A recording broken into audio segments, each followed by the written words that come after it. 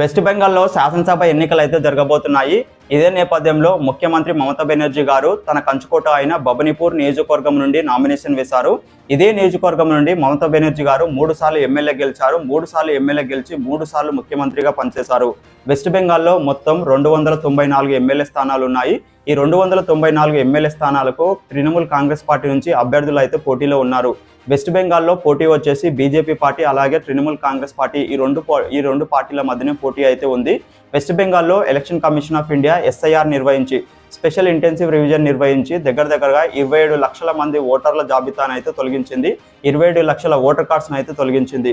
West బెంగాల్లో మమతా బెనర్జీ గారు ఇప్పటి వరకు 3 సార్లు ముఖ్యమంత్రిగా పనిచేశారు.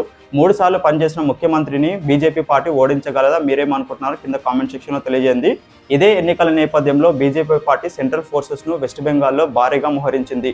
దీని గురించి మీరేమనుకుంటున్నారు? కింద కామెంట్ సెక్షన్లో తెలియజేయండి. మరిన్ని ఇలాంటి వీడియోస్ కోసం మన ఛానల్ తప్పకుండా సబ్స్క్రైబ్ చేసుకోండి.